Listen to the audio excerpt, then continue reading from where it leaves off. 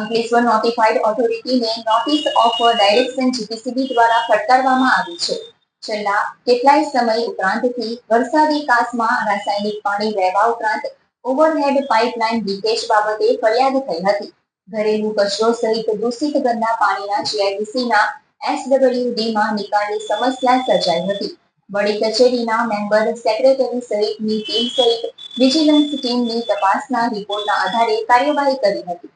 રાષ્ટ્રીય કક્ષા 2 સૌથી સારી સુવિધા ધરાવતી જીઆઈડીસીનો એવોર્ડ પ્રાપ્ત કરનાર નોટિફાઈડ વિભાગને જ જીપીસીબી દ્વારા જળ પ્રદૂષણ અને પર્યાવરણની જાળવણીમાં ગંભીરતા ના દાખવવા બદલ નોટિસ ઓફ ડાયરેક્શન ફટકારતા ફફડાટ ફેલાયો હતો.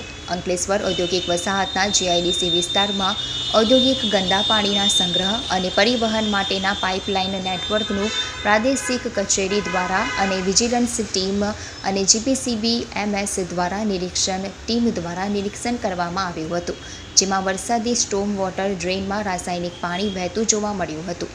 તેમજ આ ખાડીથી આંબલા ખાડી, સારંગપુર નજીકની ખાડી, છાપડા ખાડી સહિત જળાશયોમાં જળ પ્રદૂષણ ફેલાઈ રહ્યું હતું. તેમજ ઓવરહેડ લાઇનમાં પણ લીકેજ જોવા મળી રહ્યું હતું. અંતિમ પમ્પિંગ સ્ટેશન અને સી પમ્પિંગ સ્ટેશન નજીક બંધ દિવાલના નિરીક્ષણ દરમિયાન જાણવા મળ્યું કે ઓનલાઈન TOC મીટર કાર્યરત નથી અને આ બંધ દિવાલના ડાઉનસ્ટ્રીમમાં રંગીન ગંદા પાણીના સીપેજ જોવા મળ્યા હતા. અગાઉની મુલાકાતોમાં પણ એવું જોવા મળ્યું હતું કે TOE મીટર ખોટું જોવા મળ્યું હતું અને તેના કેલિબ્રેશન અંગે સ્થળ પર કોઈ રેકોર્ડ ઉપલબ્ધ ન હતા.